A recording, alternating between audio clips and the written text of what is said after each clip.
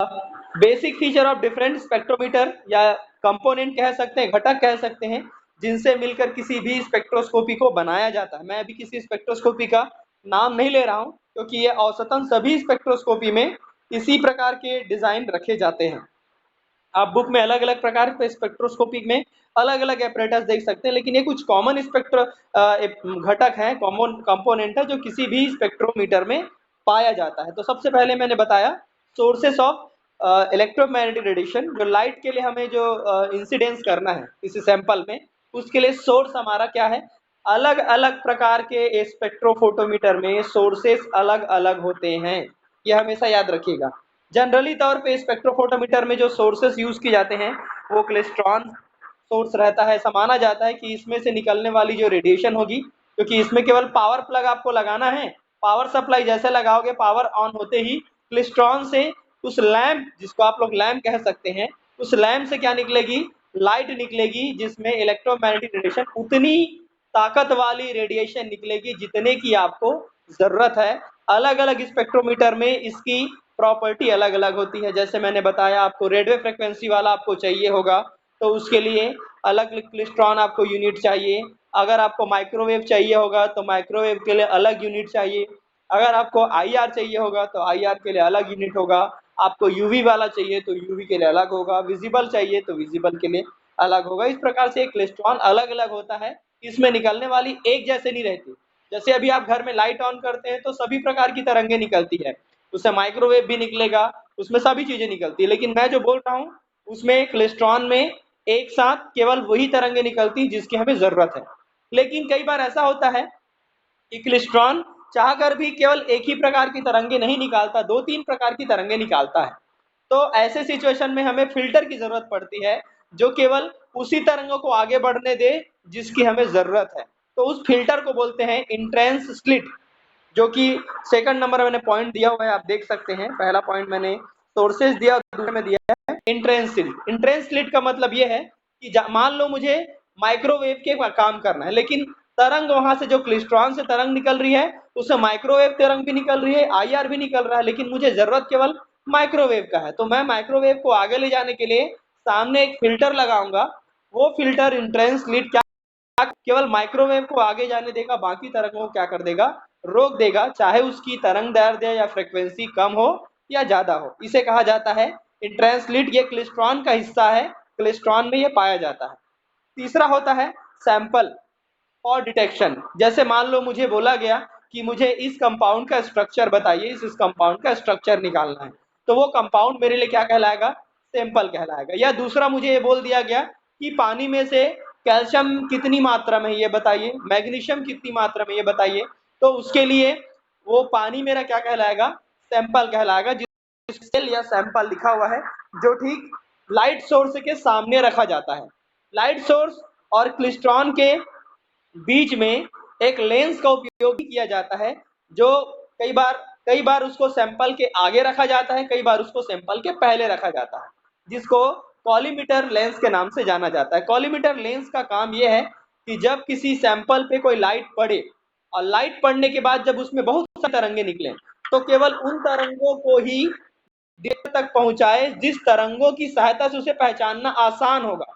उसे कहते हैं कॉलीमीटर लेंस। ये एक प्रकार का ऐसा लेंस होता है जिस लेंस की सहायता से हम आसानी से बता सकते हैं कि ये डाटा, इतना डाटा आएगा तो ये पदार्थ, इसमें ये पदार्थ इतनी मात्रा में घुला है। ये इस लेंस का नाम है, जिसको कॉलीमीटर लेंस कहते हैं, जो कलेक्शन करता है उन रेडिएशन को जो सैंपल से ट्रांसमिट होने के बाद निकलेगा, सैंपल से टकराने के बाद निकलेगा, चाहे एब्जॉर्ब हो चाहे इमिट कर रहा हो, वो दोनों की जानकारी कौन देगा, कॉलीमीटर लेंस। कॉलीमीटर लेंस एक फोटो जुड़ा होता है जो लेंस में होने वाले डाटा को बढ़ा के दिखाता है।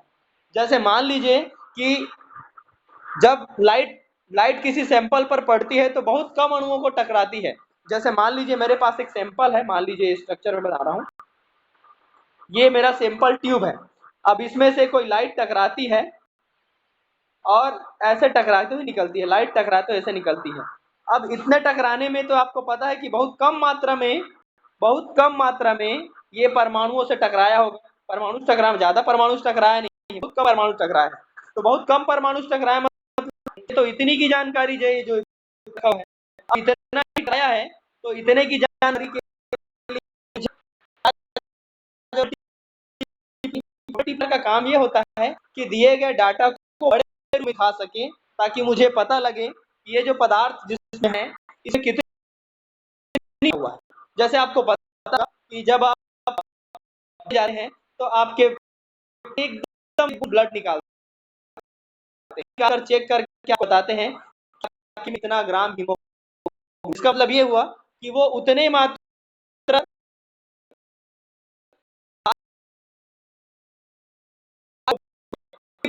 अगर मैं किसी सैंपल को क्या कर रहा हूँ तो सैंपल एनालिसिस के लिए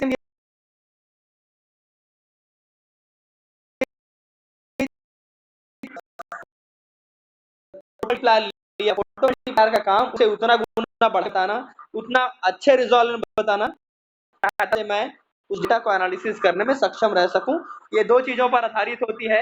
लाइट जब टकराती है तो दो प्रकार के काम होते हैं, आपको पता है, एब्जॉर्प्शन और इमिशन, और टकराने के बाद आर पार निकल जाती है। लेकिन आपको पता है अगर इमिशन होगा तो दो तरीकों का स्पेक्ट्रम मिलेगा, एक तो डिस्पर्सन होगा, दूसरा डिफ्रैक्शन। डिस्पर्सन का मतलब होता है कि आर पार होकर उसे बाहर निकालना। डिफ्रैक्शन का मतलब है कुछ एंगल बना के अलग दिशा में चले जाना। अलग दिशा में जाने का मतलब है कि हर पदार्थ में गुण पाया जाता है कि उस पर जब लाइट टकराती है क्या करता है, उसे डिफ्रैक्ट करता है। यही गुण उस अलग अलग पदार्थ का विशेषता है। मान लो कैल्शियम के ऊपर टकराएगा तो अलग एंगल बनेगा, पानी में अगर सोडियम है तो अलग एंगल बनेगा।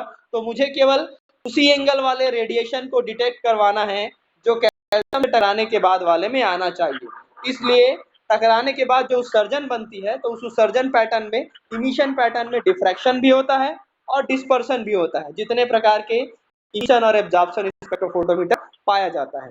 और एक लास्ट पड़ता है जो मैंने बोला ये एक ऑप्शनल है। ऑप्शनल का मतलब यह है कि इसको नहीं रखने वाला नहीं है। ऑप्शनल का मतलब यह है कि डिटेक्टर के तौर पे आप डिटेक्टर रख सकते हैं।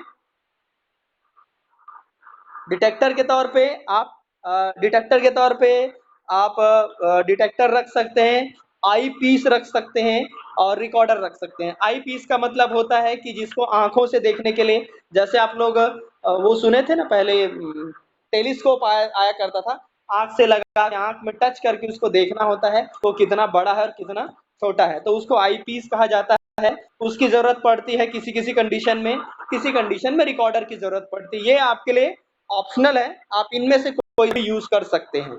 ये किसी भी इंस्ट्रूमेंट के लिए बेसिक फीचर है कि इतना उसमें रहना। ये जो मैं इसमें लिया हुआ है, साइड वाले डायग्राम भी मैंने बताया है कि सेल के बाद, सैंपल के बाद जो आपको जरूरत पड़ेगी लेंस और पीएमपी, पीएमपी मतलब फोटो मल्टीप्लायर। उसके बाद आपको जरूरत पड़ेगी डिटेक्टर की, डिटेक्टर के बाद आप एम्पलीफायर का यूज करते हैं और लास्ट में आप किसका यूज कर सकते हैं, रिकॉर्डर का। मैंने बताया रिकॉर्डर अनिवार्य नहीं है, ऑप्शनल है। अगर आपने डिटेक्टर यूज कर लिया है तो अलग से आप रिकॉर्डर यूज करें तब भी चलेगा, नहीं करेंगे तब भी चलेगा। ये किसी भी पर्टिकुलर स्पेक्ट्रोफोटोमीटर का बेसिक कंपोनेंट है जो किसी इंस्ट्रूमेंट में पाया जाना चाहिए। इसमें से किसी कोई सवाल है तो पूछ सकते हैं, आगे बढ़ेंगे उसके बाद।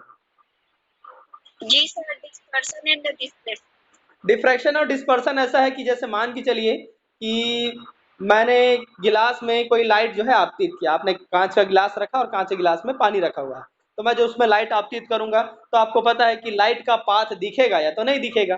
कौन से कंडीशन में दिखेगा और कौन से कंडीशन में नहीं दिखेगा बता सकते हैं आप? पानी के ऊपर मैंने कोई लाइट लगाई, लाइट को मैंने सोर्स नहीं बताया, मैंने कौन सा लाइट है, कोई भी लाइट मैंने पानी के ऊपर डाला, तो आपको पता है कि कुछ पानी में कुछ दिखेगा कि नहीं दिखा?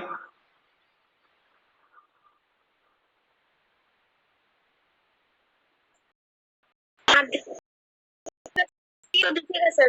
आज तो पारदर्शी रखेंगे ना, तभी तो अंदर में कुछ पदार्थ, मान लो पानी में कुछ घुला हुआ है, तो कुछ पदार्थ घुला हुआ है जो चमकीला है और ऐसे अंधेरे में पता नहीं चल रहा है, लाइट में पता नहीं चल रहा है।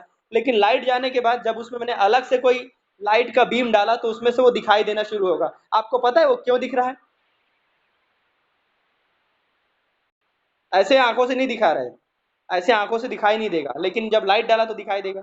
जैसे आपने कोलाइट कण के लिए सुना हुआ है, वो क्या बोलते हैं उसको, टिंडल इफेक्ट सुना है आपने?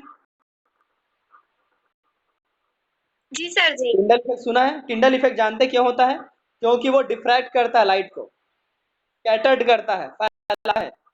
जब किसी भी परमाणु पर या अणु पर या कण पर या मॉलिक्यूल पर कोई लाइट आपतित होता है, तो लाइट आपतित होने के बाद बहुत प्रकार के होते हैं, बहुत प्रकार के प्रोसेस, मतलब टकराने के बाद कुछ हिस्सा को वो पदार्थ एब्जॉर्व करेगा, कुछ हिस्सा को वो आर पार होने देगा, कुछ हिस्सा को कुछ एंगल से क्या कर देगा, डिफ्रैक्ट कर देगा। इसे कहते हैं डिफ्रैक्शन। और डिस्पर्शन का मतलब है आर पार होके निकल जाना।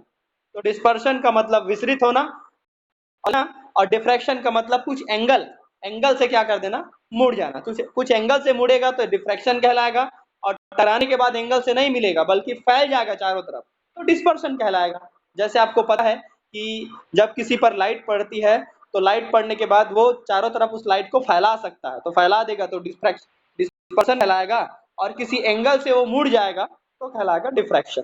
ये दो अलग अलग घटना है जो लाइट से रिलेटेड है, दिखने वाले लाइट से और नहीं दिखने वाला लाइट, दोनों से रिलेटेड है।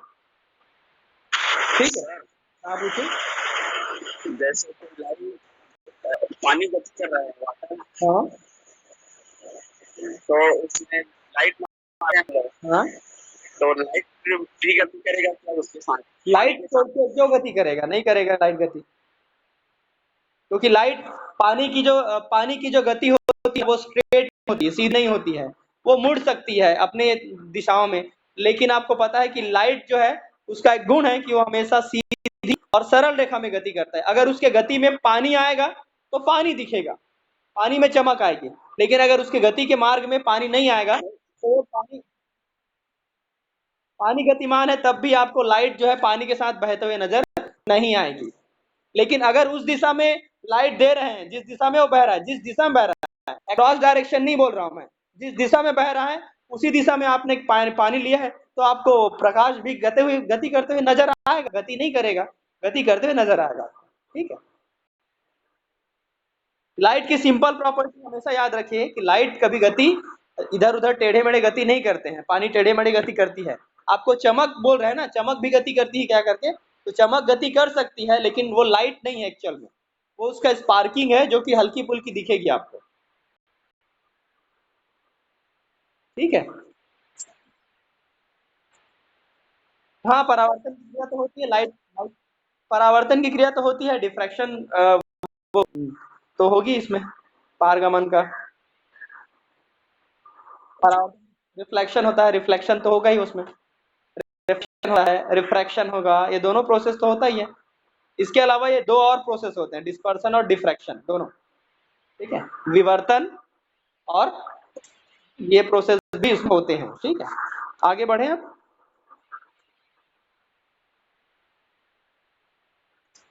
चलिए, तो नेक्स्ट है आपके लिए बॉर्न ओपेनहाइमर सन्निकटन। इसको हिंदी में सन्निकटन कहते हैं, और बॉर्न ओपेनहाइमर नामक दो साइंटिस्ट ने इसके बारे में जानकारी दी है।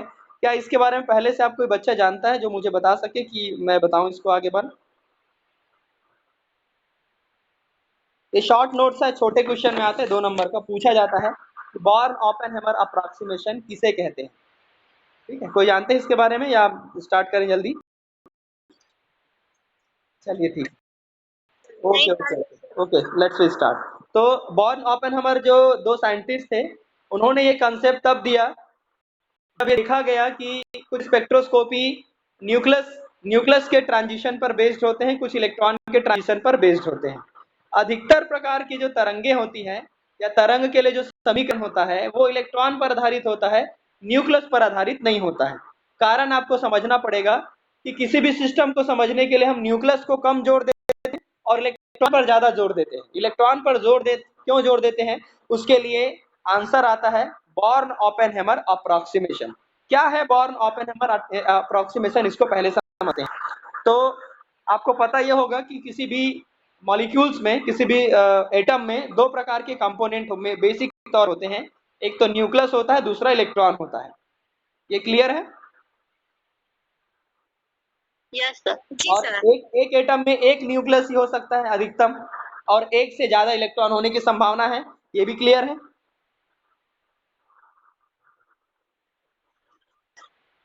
क्लियर है ना? एक न्यूक्लियस ही होगा, न्यूक्लियस तो एक ही रहेगा। Yes, sir. लेकिन इलेक्ट्रॉन के होने की संभावनाएं, एक से ज्यादा होने की संभावनाएं हैं। तो दो प्रकार के कंडीशन होते हैं। पहला कंडीशन है इंटरेक्शन के। पहला कंडीशन है कि न्यूक्लियस और इलेक्ट्रॉन के बीच इंटरेक्शन होगा, जिसमें अट्रैक्शन फोर्स काम करेगा, क्योंकि न्यूक्लियस में पाया जाता है पॉजिटिव चार्ज, इलेक्ट्रॉन में पाया जाता है नेगेटिव चार्ज। इसको याद रखिए। और दूसरा प्रकार का घटना होता है इलेक्ट्रॉन इलेक्ट्रॉन इंटरेक्शन, जिसको हम रिपल्शन कह सकते हैं। रिपल्शन इसलिए कहेंगे क्योंकि इलेक्ट्रॉन में पहले इलेक्ट्रॉन और दूसरे दोनों इलेक्ट्रॉन में चार्जेस होते हैं, सेम प्रकार के आवेश होने के कारण दोनों में रिपल्शन का गुण आता है, याद रखना। अब हम समझते हैं कि किसी पर्टिकुलर एटम में अगर मुझे मान लो उस पर्टिकुलर एटम के किसी इलेक्ट्रॉन के लिए या उस पर्टिकुलर एटम के लिए श्रोडिंगर समीकरण निकालना है, श्रोडिंगर समीकरण निकालना है, तो श्रोडिंगर समीकरण कब निकाला जा सकता है ये समझना आपको जरूरी है। जैसे आपको पता है, मैं कुछ सवाल भी पूछूंगा, पूछते बताते बताते आप बताइएगा। मान लीजिए किसी सिस्टम में न्यूक्लियस लगातार गति कर रहा है, ध्यान सुनिएगा ना, लेकिन इलेक्ट्रॉन अभी स्थिर है। अभी ये मान लीजिए कि इलेक्ट्रॉन अभी स्थिर है और न्यूक्लियस लगातार गति कर रहा है। मान लो मैंने स्ट्रक्चर दिया है, इस स्ट्रक्चर में बहुत समझ लीजिए कि लगातार न्यूक्लियस गति कर रहा है। तो क्या न्यूक्लियस से गति करने पर जो इलेक्ट्रॉन है वो भी ऑटोमेटिक गति करेगा कि नहीं करेगा? या न्यूक्लियस के गति की वजह से इलेक्ट्रॉन की गति में या इलेक्ट्रॉन के जगह में या उसके स्पिनिंग में कोई हलचल होगी या नहीं होगी?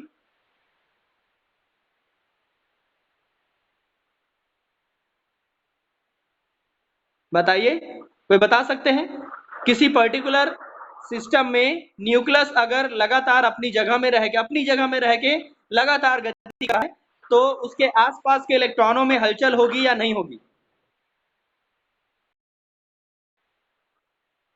सर जी थोड़ी बहुत होगी, क्योंकि इन दोनों के बीच जो आकर्षण वाला दोनों चीज में मतलब बैलेंस बनाने के लिए तो होगा, थोड़ा कुछ ना कुछ तो होगा। थोड़ा बहुत हलचल होगा। चलिए, क्यों होगा? केवल आवेश ही उसका कारण है क्या? जी सर जी, क्योंकि नाभिक में जितना भी मतलब एक नीचे तो उसका जो केंद्र होता है, वो जो द्रव्यमान होता है उसके केंद्र पर ही केंद्रित होता है, तो तब होगा। नहीं, मेरा कहने का मतलब ये है कि क्या केवल और केवल आवेश ही ऐसा कारण है जिसकी वजह से न्यूक्लियस जब घूमेगा तभी इलेक्ट्रॉन में हलचल होगा, या कोई दूसरा कारण नहीं है? जी सर जी। चलिए, मैं एक उदाहरण पूछ रहा हूँ। ठीक है, मैं एक उदाहरण पूछ रहा हूँ। आप कभी रोड में खड़े रहते हैं और आपके पास से कोई बड़ा ट्रक गाड़ी जो है एकदम स्पीड से निकल जाता है, आप थोड़ा बहुत हिलते हैं कि नहीं हिलते हैं? थोड़ा बहुत डर लगता है जी। नहीं, आप अपने आप बिना डर के हिलते हैं कि नहीं हिलते हैं? सर जी डर तो हमारे नहीं, डर तो मैं बोल ही नहीं रहा हूँ। बिना डर के आप हिलते हैं कि नहीं होते? वाइब्रेट होते कि नहीं होते? हिलते हैं। हिलते हैं। क्लियर है? आप बताइए, आप क्यों हिले? आप में और उसमें तो कोई आकर्षण और प्रतिकर्षण बल था नहीं, क्यों हिले? हम खींचते थे सर, जब आए तो हमने थोड़ा गलती आ गई। नहीं, ये उसका कारण नहीं है। कारण ये है कि जब भी हमसे ज्यादा भारी वजन वाले वस्तुएं हमारे आसपास गति करते हैं, तो हमारे स्थिति में वजन का इंपॉर्टेंस है, इसमें वजन का इंपॉर्टेंस है। जैसे मेरे सामने से कोई मच्छर गुजरेगा तो मैं हिलूंगा क्या? क्यों नहीं हिल रहा हूं अभी? क्योंकि मच्छर का वजन इतना नहीं है कि मुझे हिला सके। मेरे पास से छोटा मोटा बच्चों का हेलीकॉप्टर छोटा वाला अगर गुजरेगा सामने से, मैं हिलूंगा क्या? नहीं हिलूंगा। क्यों नहीं हिलूंगा? एक तो उसकी स्पीड कम होगी, दूसरा ये उसका वजन इतना नहीं है कि मुझे हिला सके। लेकिन याद रखिए कि आप इसमें वजन का इंपॉर्टेंस आता है, आवेश तो बहुत बाद देखा जाता है, इसमें वजन का इंपॉर्टेंस है। अब इसमें दूसरा सवाल ये है, क्या इलेक्ट्रॉन के घूमने की वजह से न्यूक्लियस ऑटोमेटिक घूमेगा या नहीं घूमेगा? अपनी जगह से हिलेगा कि नहीं हिलेगा एक ही इलेक्ट्रॉन के हिलने से? नहीं, हाँ, अब इसको समझिए, मैं दोनों को समझा देता हूं। आपको ये तो पता होगा कि नाभिक की तुलना में इलेक्ट्रॉन का वजन लगभग नगण्य होता है, नहीं के बराबर है। ये पता है पहले से? Yes sir. क्लियर है? इसका मतलब बॉर्न ओपेनहेमर ने ये कहा कि न्यूक्लियस का वजन इलेक्ट्रॉन की तुलना में लाख गुना ज्यादा है। तो जब भी न्यूक्लियस अपनी जगह में रह के रोटेट होगा, उसके रोटेट होने के कारण इलेक्ट्रॉन में ऑटोमेटिकली मूवमेंट होगा इसलिए नहीं क्योंकि उसमें उसके विपरीत आवेश हैं, बल्कि इसलिए क्योंकि उसका वजन, इलेक्ट्रॉन का वजन न्यूक्लियस के वजन से नेग्लिजिबल है। और जब भी न्यूक्लियस रोटेट होगा, इलेक्ट्रॉन क्या होगा, घूमेगा। मतलब ये कि न्यूक्लियस का वो निकालना है, ट्रांजिशन निकालना है, तो उसका इलेक्ट्रॉन पे भी रहेगा, न्यूक्लियस की वजह से असर पड़ेगा। लेकिन इसके उल्टा बॉर्न ओपेनहाइमर ने कहा कि जब भी इलेक्ट्रॉन हलचल करेगा, अपने अपने इलेक्ट्रॉन हलचल करेंगे, तो उसकी वजह से न्यूक्लियस में कोई असर नहीं पड़ेगा। मतलब इलेक्ट्रॉन की गति की वजह से नाभिक में नहीं पड़ेगा, या नहीं पड़ेगा, लेकिन नहीं के बराबर पड़ेगा। क्यों? क्योंकि नाभिक का वजन इतना ज्यादा है कि एक छोटा हल्का इलेक्ट्रॉन घूमकर न्यूक्लियस हिला नहीं सकता। इसका मतलब उन्होंने ये बताया कि किसी भी सिस्टम में इलेक्ट्रॉन की गति को हमेशा से अलग से समझा जाता है, उसकी वजह से कभी भी नाभिक की गति में कोई असर नहीं पड़ता। इसका मतलब ये कि मान इलेक्ट्रॉन की गति को अगर आप श्रोडिंगर समीकरण की सहायता से समझा सकते हैं, तो आपको उसके नाभिक को अलग से समझाने की जरूरत नहीं पड़ती, क्योंकि नाभिक का गति अलग होता है, इलेक्ट्रॉन की गति अलग होती है। इलेक्ट्रॉन की गति और नाभिक की गति दोनों एक दूसरे को अलग से पृथक करके समझाया जाता है। इसी को बॉर्न ओपेनहाइमर सन्निकटन या अप्रोक्सीमेशन कहा जाता है। इसमें केवल ये बताना होता है कि किसी भी एटम के सिस्टम में इलेक्ट्रॉन के मोशन से किसी एटम के स्ट्रक्चर और उसके इलेक्ट्रॉनिसिटी को समझाना आसान होता है। इसमें कहीं भी न्यूक्लियस का योगदान नहीं रहता, क्योंकि कोई भी इलेक्ट्रॉन गति करते समय नाभिक को प्रभावित नहीं कर सकता। ये कहलाता है बॉर्न ओपेनहाइमर सन्निकटन कहते हैं, अप्रोक्सीमेशन कहते हैं। इसके बारे में इतना ही है, और ये लगभग 1 या 2 नंबर का सवाल जब भी पूछेगा इतना बता सकते हैं। इसके अलावा और इसे बढ़ा कर बताना चाहें तो बता सकते हैं। मैंने इस बेसिक कंसेप्ट आपको बता दिया है। इसमें अगर कुछ सवाल आपके हैं तो पूछिए, फिर नेक्स्ट टॉपिक पे चलते हैं।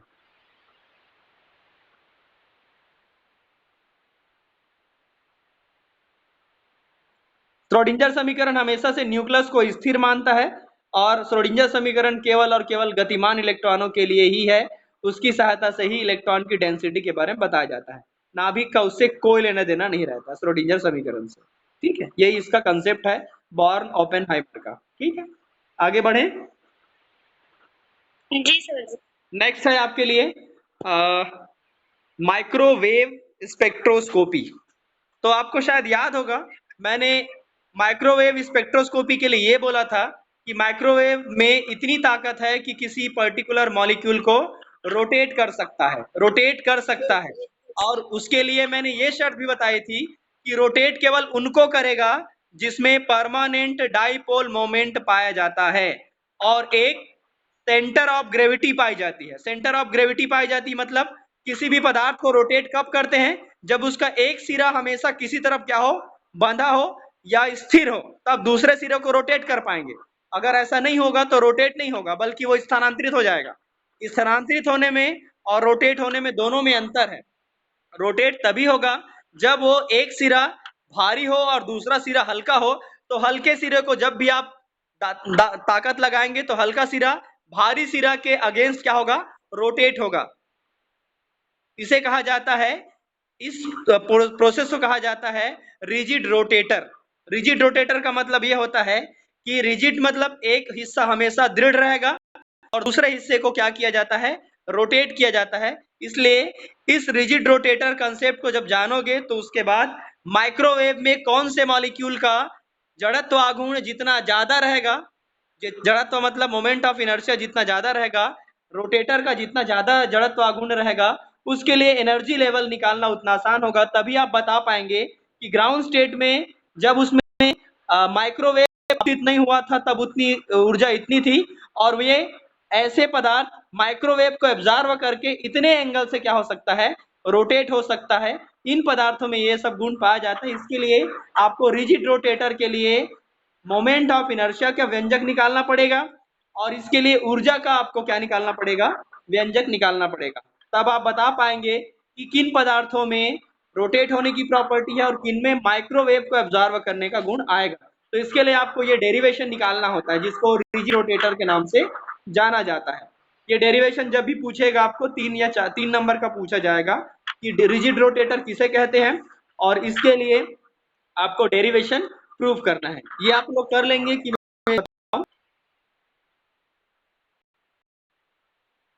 जी सर जी, कर लेंगे इसको। हो जाएगा, इजी है ये। एक आध बार किए हैं वाला डेरिवेशन प्रूफ किए हैं? जी सर जी। बाकी बच्चे भी बोले रिप्लाई। बताइए सर जी। सर जी, अरे चलिए, मैं लाइटली जल्दी जल्दी बता देता हूँ, जल्दी जल्दी देखिएगा। सपोज मेरे पास मान लीजिए 2 मॉलिक्यूल है, HCl को आप इमेजिन कर लीजिए। चलिए HCl को इमेजिन कर लीजिए। HCl में लाइट मॉलिक्यूल, छोटा मॉलिक्यूल कौन होगा? हाइड्रोजन, ठीक है। और बड़ा मॉलिक्यूल कौन होगा? जी सर जी। क्लोरीन होगा। इसी को इमेजिन कर लीजिए, जल्दी समझ में आएगा। चलिए मान लीजिए मेरे पास 2 मॉलिक्यूल है, एक यौगिक है जो 2 मॉलिक्यूल से मिलकर बना है, 2 एटम से मिलकर बना है। एक एटम का आकार बड़ा होगा जिसको मैंने M1 कहा, उसका मास, और छोटा मॉलिक्यूल जिसका मास साइज छोटा है उसको मैंने माना M2। दोनों के बीच का डिस्टेंस है R, या मान लीजिए दोनों के बीच का इंटरमॉलिक्यूलर डिस्टेंस है। यही इंटरमॉलिक्यूलर डिस्टेंस उसका बॉन्ड लेंथ है। दोनों अणु के बीच की दूरी ही उसकी क्या है? बंध लंबाई है, R है। ये मैंने इंडिकेट भी किया हुआ इसमें। बॉन्ड लेंथ ही उसका क्या कहलाया? R है। और उसके बाद मैंने बताया कि दोनों का अलग अलग डिस्टेंस है केंद्र से। केंद्र का मतलब centre of gravity. Centre of gravity का मतलब जहां पर भार सबसे ज्यादा होगा, जहां को मैं पकड़ के रोटेट कर सकता हूं, उसे बोलते हैं सेंटर ऑफ ग्रेविटी। तो सेंटर ऑफ ग्रेविटी दोनों के बराबर बीच में नहीं होगा, बल्कि दोनों के बीच में होगा। क्योंकि ये बड़ा मॉलिक्यूल है इसलिए इसके नजदीक रहेगा, और ये छोटा मॉलिक्यूल है इसलिए इससे थोड़ा दूर रहेगा। ये सेंटर ऑफ ग्रेविटी कहलाएगा, जो कि C है। यहां से M1 का डिस्टेंस है R1, और यहां से M2 का डिस्टेंस है R2। इस प्रकार से दोनों के लिए R1 और R2 है। जब इसके लिए क्या निकालूंगा? संवेग निकालूंगा इसके लिए, मतलब क्या आघूर्ण निकालूंगा, तो आपको पता होगा मोमेंट। मोमेंट मतलब होता है उसकी भार और उसके डिस्टेंस का मल्टीप्लिकेशन, जो कि आपको पता है दोनों का बराबर होगा। बराबर इसलिए होगा क्योंकि दोनों के भार भले कम ज्यादा है, लेकिन दोनों का डिस्टेंस मैंने उसके वेट के अकॉर्डिंग कम और ज्यादा रखा है, इसलिए दोनों के लिए वैल्यू इक्वल रहेगी। कौन सा वैल्यू इक्वल रहेगी? M1 R1 is equal to M2 R2। Equal क्यों रहेगा मैंने आपको समझा दिया है, क्योंकि मैंने R1 और R2 को बराबर नहीं रखा है। R1 का मान कम है लेकिन मास ज्यादा है, और R2 का मान ज्यादा है लेकिन मास कम है, इसलिए M1 और R1 इज इक्वल टू क्या हो जाएगा? M2 R2 हो जाएगा। जब मैं पूरे दोनों सिस्टम के लिए मोमेंट ऑफ इनर्शिया निकालूंगा, जड़त्व आघूर्ण निकालूंगा, तो आपने जड़त्व आघूर्ण का परिभाषा सुना होगा।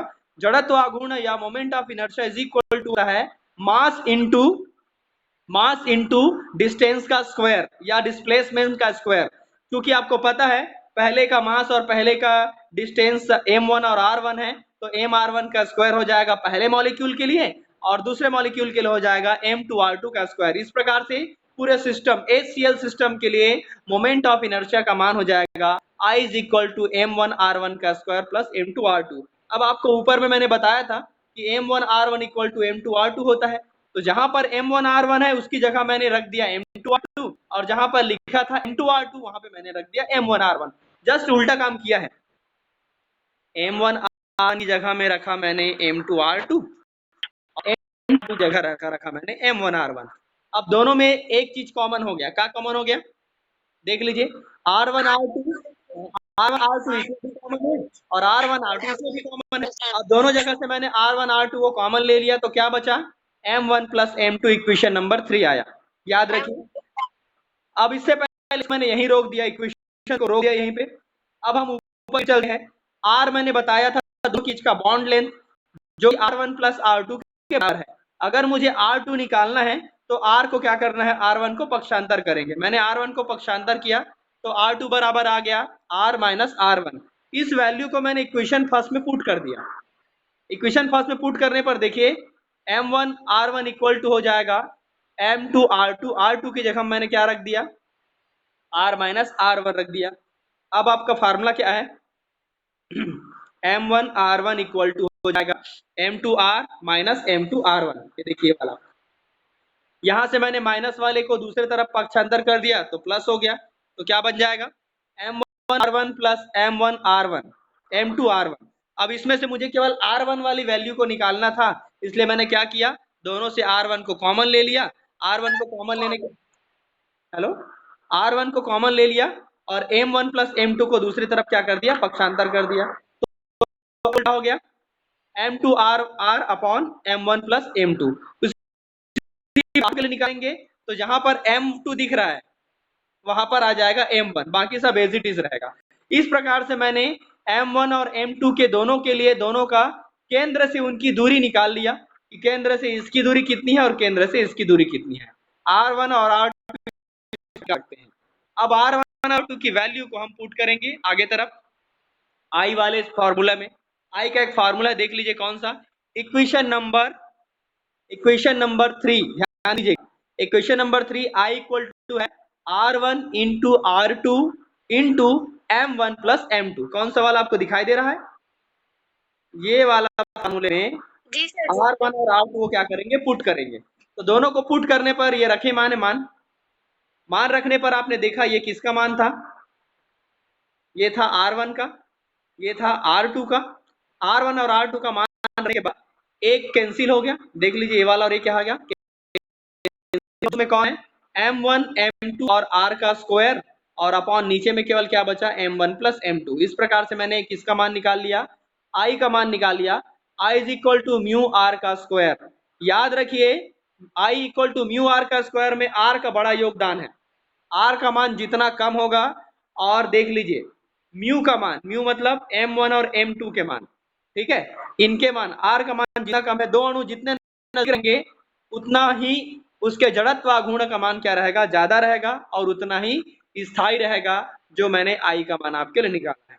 तो i का मान यहाँ निकालने के बाद आपका काम i का खत्म हो जाता है। अब आपको निकालना है काइनेटिक एनर्जी या पोटेंशियल एनर्जी निकालना है।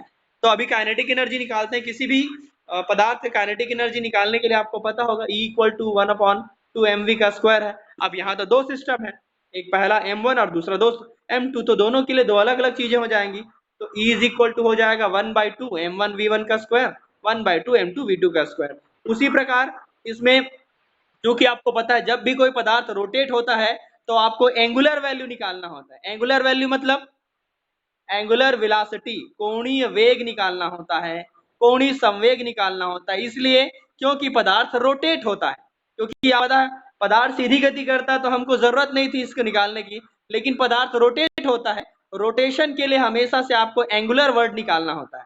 तो मैंने सामान्य v की जगह में एंगुलर वेलोसिटी निकालना है, कोणीय वेग निकाला। कोणीय वेग का फार्मूला होता है v1 equal to W r1, omega r1 कहते हैं, और v2 इक्वल टू हो जाएगा ओमेगा r2, जहां पर ओमेगा का मतलब है एंगुलर वेलोसिटी। अब आप सोच रहे होंगे सर दोनों के लिए अलग अलग एंगुलर वेलोसिटी क्यों नहीं है, क्योंकि आपको पता है कि दोनों अलग अलग सिस्टम नहीं है, दोनों एक साथ जुड़े हैं। इसका मतलब ये कि अगर पहला मॉलिक्यूल 10 डिग्री राइट घूमेगा तो दूसरा मॉलिक्यूल 10 डिग्री लेफ्ट घूमेगा। इसका मतलब ओमेगा का मान दोनों के लिए क्या रहेगा, सेम रहेगा, डायरेक्शन अलग अलग रहेगा, लेकिन वैल्यू दोनों का क्या रहेगा, सेम रहेगा। इसलिए दोनों के लिए अलग अलग एंगुलर वैल्यू नहीं है, दोनों के लिए एक ही एंगुलर वैल्यू है जिसका नाम है ओमेगा। ये क्लियर हुआ। तो आगे मैं बढ़ता हूं, इसमें आएगा v1 का मान रखिए, v1 इक्वल टू हो जाएगा ओमेगा स्क्वायर r1 का स्क्वायर, और v2 का मान हो जाएगा ओमेगा स्क्वायर r2 का स्क्वायर। ये मान मैंने यहाँ पुट किया। पुट करने के बाद देखा ओमेगा कॉमन है, 1/2 कॉमन है, तो 1/2 और ओमेगा स्क्वायर को मैंने कॉमन ले लिया। ये वाला मान अभी थोड़ी देर मैंने पहले बताया था, ये i का मान है, जड़त्व गुण है, तो ये हो जाएगा हो जाएगा 1/2 ओमेगा स्क्वायर i। यदि आपको एंगुलर वेलोसिटी पता है और i का मान पता है तो आप आसानी से एनर्जी निकाल सकते हैं। लेकिन ये केवल एनर्जी है, एनर्जी लेवल नहीं है। एनर्जी लेवल के लिए हमें अलग अलग लेवल के बारे में जानकारी चाहिए, अलग अलग लेवल के लिए हमें अलग अलग पॉइंट्स पर उसका एंगुलर मोमेंटम निकालना पड़ेगा। एक नया वर्ड यूज किया गया मैंने, एंगुलर मोमेंटम। क्या होता है angular momentum? Angular momentum L के लिए क्लासिकल जो मैकेनिक्स है उसमें एक कंसेप्ट बताया गया है, क्लासिकल मैकेनिक्स में, कि angular momentum L equal to होता है I omega, angular momentum L होता है I omega, I is equal to moment of inertia मतलब जड़त्व गुण, और ओमेगा अभी आपको थोड़ा देर पहले बताया मैंने क्या है, कोणीय वेग है। तो ये L है आपका कोणीय संवेग, तो कोणीय संवेग बराबर होता है जड़त्व गुण और कोणीय वेग का गुणनफल, ये दोनों मान होता है पहले से। साथ में एक और पॉइंट होता है L equal to J plus one into J H upon two pi, ये निकाला गया है क्वांटम मैकेनिक्स से, ये तो क्लासिकल से लाया है। और नीचे जो मैंने L लिखा है वो क्वांटम मैकेनिक्स है, कि आपको पता है कि क्वांटम मैकेनिक्स में J, जो कि आपको पता है कि J और H दोनों एक प्रकार के कांस्टेंट है। J का आपको पता होगा ऊर्जा का लेवल है, J ऊर्जा का स्तर कहलाता है, टोटल एनर्जी जो आपने LS कपलिंग पढ़ा होगा उसमें आपको पता है कि टोटल क्वांटम नंबर के लिए यूज होता है ऊर्जा का लेवल, और H आपको पता होगा प्लांक कांस्टेंट है। तो ये फार्मूला पहले से लिया गया है, तो क्वांटम मैकेनिक्स के फार्मूला के हिसाब से L स्क्वायर, दोनों तरफ मैंने क्या किया, L को वर्ग लिया, तो L का वर्ग लेने पर मुझे ये वाला समीकरण मिलेगा दोनों पक्षों में। आप समीकरण 11 और 13 में देख लीजिए, समीकरण ऊपर में L का मान है आई ओमेगा स्क्वायर, मैंने यही मान इस वाले समीकरण में रख दिया जी, तो ये आई स्क्वायर और ओमेगा स्क्वायर इक्वल टू हो जाएगा J into J plus one H square upon 4 pi. उसके बाद समीकरण 14 को छोड़ दीजिए यहीं पे, इसके पहले मैंने एक समीकरण आपको दिया था, कौन सा वाला, E इक्वल टू, अभी ठीक मैंने पहले निकाला 1/2 आई ओमेगा स्क्वायर, तो आई ओमेगा स्क्वायर से मुझे केवल ओमेगा स्क्वायर निकालना था, तो मैंने 2 और I को पक्षांतर कर दिया, तो 2 ऊपर चला गया, I नीचे चला गया, तो ओमेगा स्क्वायर का मान आया 2E अपॉन आई।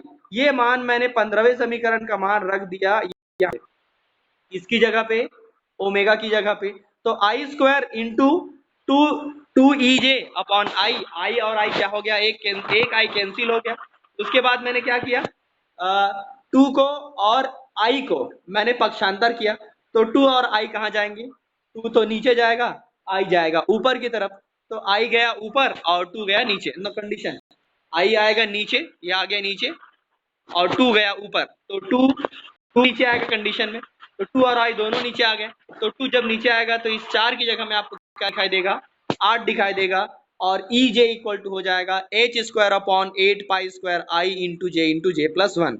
ये कहलाएगा इतनी जूल एनर्जी किसी पर्टिकुलर ग्राउंड लेवल के मॉलिक्यूल्स को चाहिए होता है रोटेट होने के लिए, इसे रोटेशन कांस्टेंट के नाम से, इसकी जगह में एक नया वर्ड का यूज किया जाता है बी, जिसे रोटेशन कांस्टेंट के नाम से जाना जाता है, तो ई जे B into J plus one हो जाता है। ये ई जे का मान है, यदि आपको जे और बी का पता है तो आपको एनर्जी लेवल, जे मतलब एनर्जी लेवल है और बी मतलब है रोटेशन कांस्टेंट, तो रोटेशन कांस्टेंट का मान और एनर्जी लेवल का गुणनफल ही आपका एनर्जी मान कहलाता है। पर आपको पता है कितनी एनर्जी मुझे चाहिए, वो इस एनर्जी लेवल में कितना आपको रिक्वायरमेंट रहेगा, इसको थोड़ा सा और डिटेल कर लेते हैं। इसको डिटेल करने के लिए मैंने क्या किया कि मैंने ये पता करने का प्रयास किया कि मुझे तो ये पता नहीं रहता है कि आने वाली जो तरंगे हैं, आपतित जो प्रकाश है वो कितनी ऊर्जा का है, लेकिन इतनी जरूर पता है कि उसकी वेव नंबर कितना है, उसका वेव लेंथ कितना है। तो जब मुझे वेव नंबर पता चल जाएगा, इसका मतलब क्या पता चल जाएगा, वेव नंबर पता चल जाएगा, तो मैं आसानी से उसकी ऊर्जा स्तर को निकाल सकता हूं।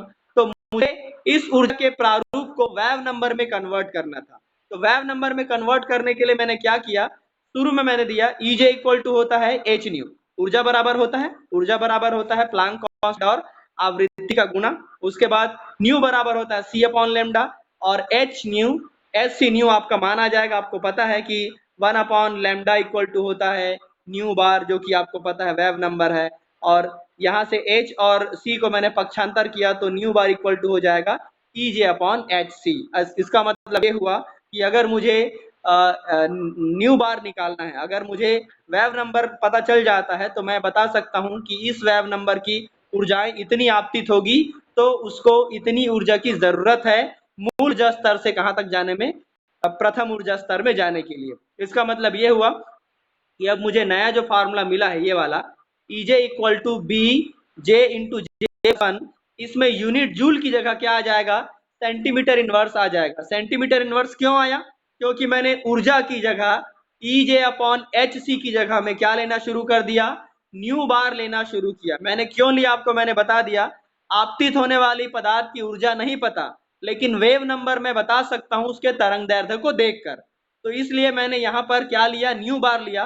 न्यू बार की सहायता से मैं आसानी से उसे ऊर्जा का मान निकाल सकता हूं। अब आपने देखा कि मान लो वो सबसे ग्राउंड लेवल में है, तो जे का मान कितना आएगा ग्राउंड लेवल के लिए, 0 आता है, आपको पता होगा सबसे मूल ऊर्जा स्तर में। तो जे का मान 0 रखने पर, जे का मान 0 हो गया तो ईजे का मान कितना आएगा, 0 आएगा।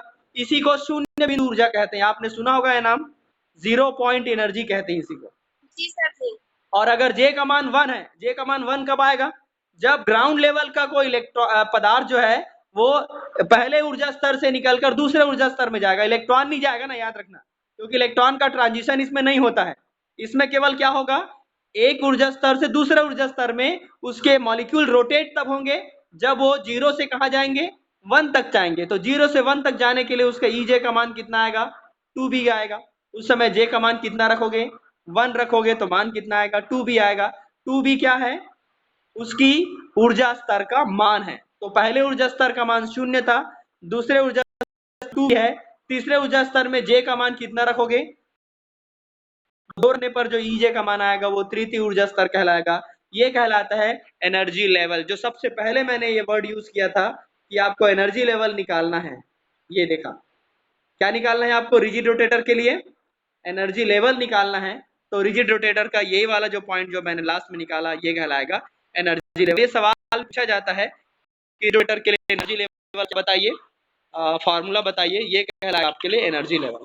इसके लिए एक सिलेक्शन रूल है, किस पदार्थ में रोटेशन पॉसिबल होगा, किस में नहीं होगा।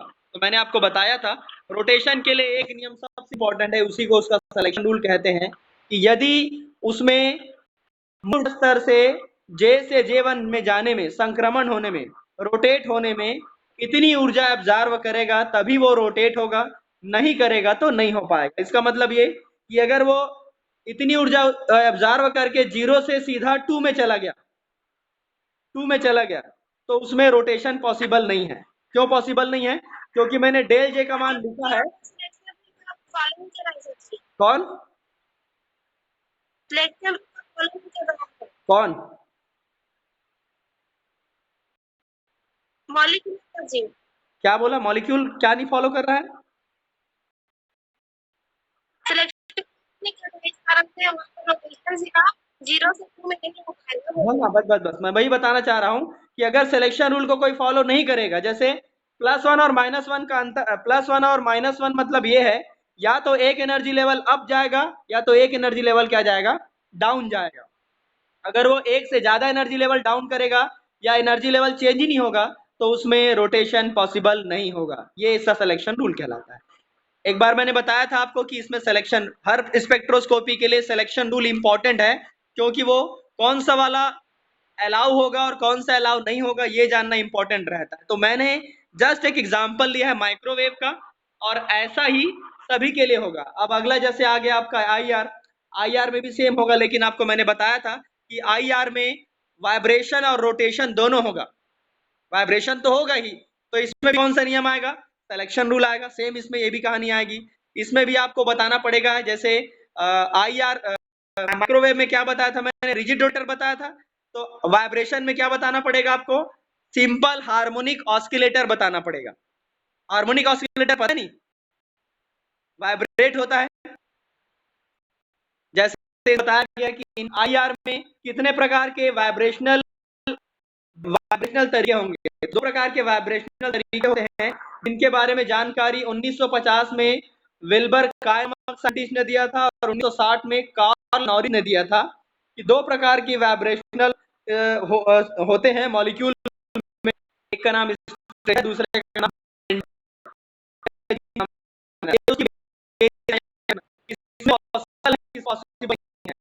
इस प्रकार के कंडीशन पॉसिबल नहीं होंगे, उसमें आईआर इंफ्रारेड में डिटेक्शन पॉसिबल नहीं होगा। ये नियम याद रखिएगा। जिस मॉलिक्यूल में ये नहीं पाया जाता, स्ट्रेचिंग और बेंडिंग, उसमें आईआर एब्जॉर्ब करने की एबिलिटी नहीं पाई जाती। O2 मॉलिक्यूल में, ऑक्सीजन मॉलिक्यूल में स्ट्रेचिंग और बेंडिंग दोनों नहीं पाई जाती, इसलिए को IR के थ्रू डिटेक्ट नहीं किया जाता।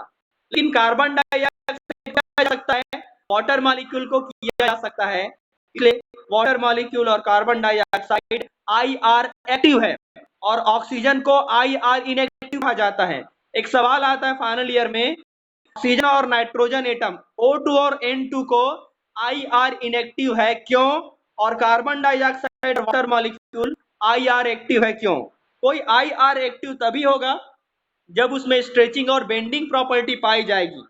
अगर स्ट्रेचिंग बेंडिंग प्रॉपर्टी नहीं पाई जाती, वो IR एक्टिव नहीं हो सकता, वो IR इनएक्टिव रहेगा। और IR इनएक्टिव होने के लिए भी सेम, उसमें भी आपको पता होना चाहिए, एक पर्टिकुलर सेंटर एटम होना चाहिए और उसके अकॉर्डिंग दो एरिया होना चाहिए। एक भारी अणु होना जरूरी है या एक सेंटर एटम होना जरूरी है, और उसके बाद उसकी शाखाएं जरूरी है। स्ट्रक्चर देख के तो समझ में आ चुका होगा कि सिमेट्रिकल स्ट्रेचिंग, स्ट्रेच होना मतलब खींचना होता है, और बेंड मतलब होता है किसी भी जगह से क्या होना, बेंड होना। बेंड के 4 तरीके होते हैं, ट्विस्टिंग, वेजिंग, सीजरिंग और रॉकिंग। सिमेट्रिकल और असिमेट्रिकल दो प्रकार का स्ट्रेचिंग होता है। सिमेट्रिकल का मतलब है दोनों एक साथ दूर जाएगा, दोनों साथ पास आएगा, और अनसिमेट्रिकल का मतलब होगा एक दूर जाएगा दूसरा पास आएगा, दूसरा पास आएगा तो पहला दूर जाएगा। इसको बोलते हैं अनसिमेट्रिकल स्ट्रेचिंग। बेंडिंग के 4 तरीके हैं। ट्विस्टिंग मतलब ट्विस्ट होना, मुड़ना। जैसे इस वाले केस में ये मॉलिक्यूल आपकी तरफ आएगा तो ये मॉलिक्यूल आपसे दूर जाएगा।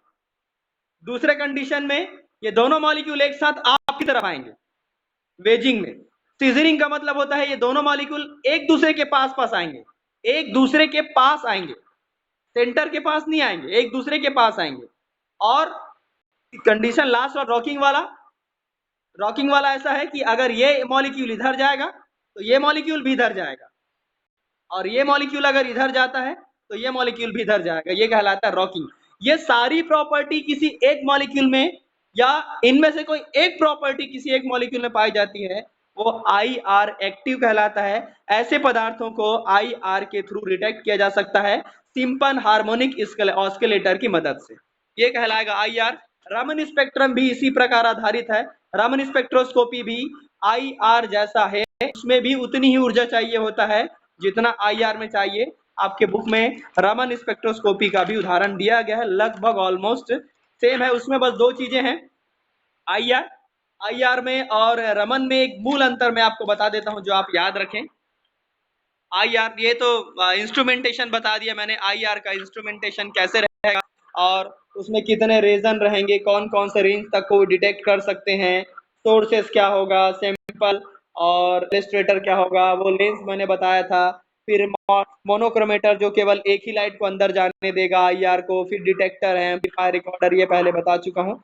ऑलमोस्ट पूरे के पूरे वही हैं। मेन अंतर आपको मैं IR का और रमन का बता देता हूं जो आप याद रखेंगे ताकि आपको पढ़ते समय याद रहे कि रमन और IR के ऊर्जा लगभग सेम है। बेवत याद, जितनी ऊर्जा IR में इन्वॉल्व है उतनी ही ऊर्जा रमन स्पेक्ट्रोस्कोपी में भी इन्वॉल्व है। दोनों के फिनोमिना में केवल इतना अंतर है, IR एब्जॉर्प्शन पर आधारित है, अवशोषण पर आधारित है। अवशोषण पर आधारित इसलिए है क्योंकि जब तक कोई मॉलिक्यूल IR को इंफ्रारेड को एब्जॉर्ब नहीं करेगा तब तक उसमें ना स्ट्रेचिंग होगी ना बेंडिंग होगी। स्ट्रेचिंग और बेंडिंग के लिए उसे एक न्यूनतम ऊर्जा अवशोषित करनी पड़ेगी, लेकिन अलग अलग होगी। कैसे अलग अलग होगी?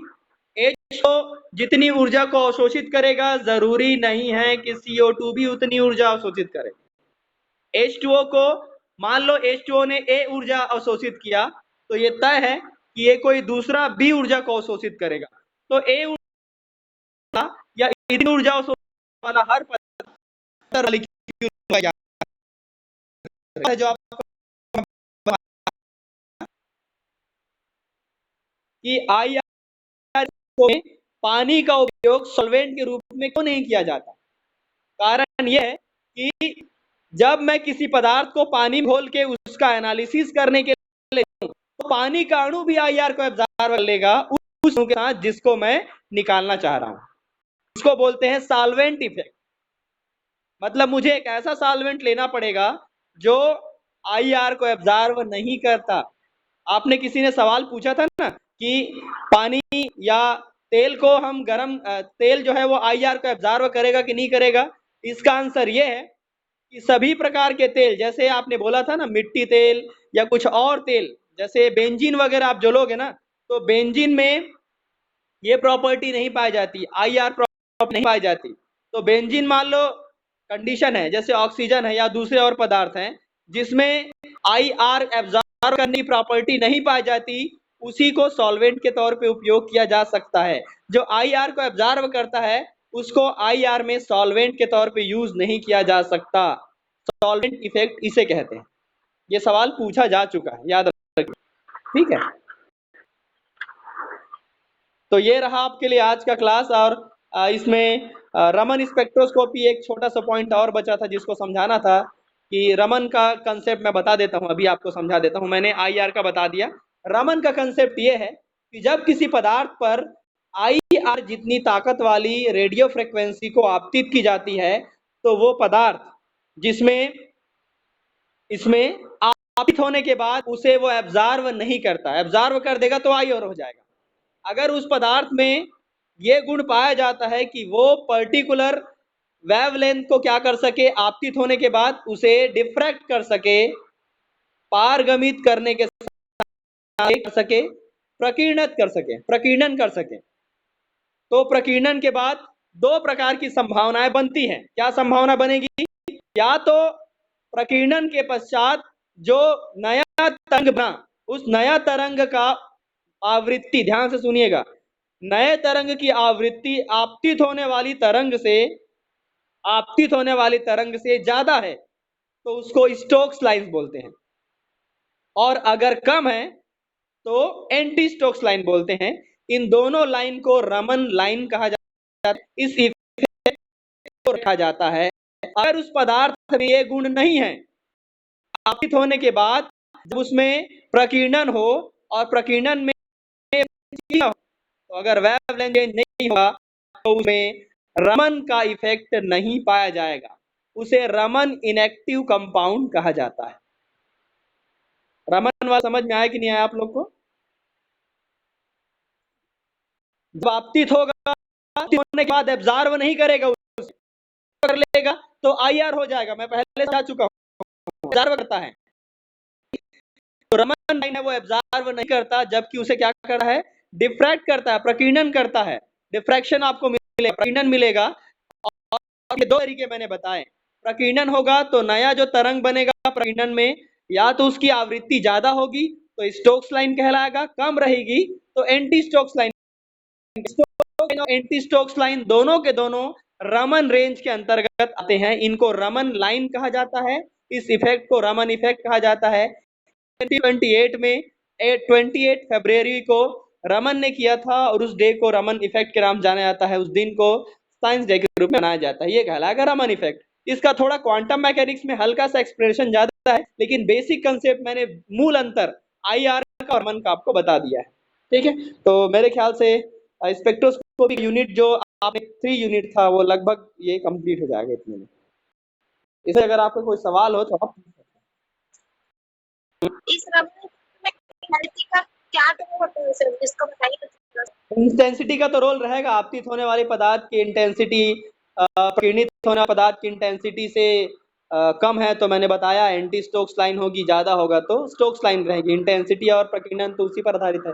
इंटेंसिटी और आपको तो पता होगा, इंटेंसिटी और आवृत्ति दोनों समान है। जिसकी आवृत्ति ज्यादा होगी उसकी तीव्रता भी ज्यादा होगी, जिसकी आवृत्ति कम है उसकी तीव्रता कम होगी। ठीक है, और कुछ है? और किसी का कोई सवाल हो तो पूछ सकते हैं। उसके बाद हम लोग एक थोड़ा चर्चा कर लेते हैं। 5-10 मिनट का चर्चा है।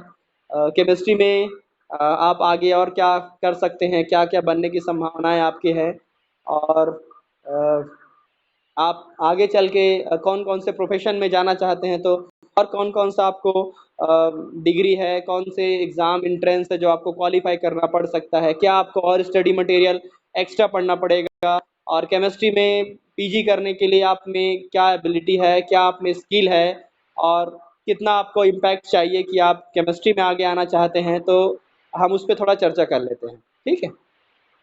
केमिस्ट्री के अलावा और दूसरे फील्ड में भी आप अगर आप जाना चाहेंगे तो हम थोड़ा चर्चा करेंगे, पर उससे पहले हम पूछ लेते हैं कि अगर अभी सवाल इससे रिलेटेड अभी के सेशन में आपको सवाल कुछ पूछना है तो पूछ सकते हैं, ओपन फॉर ऑल।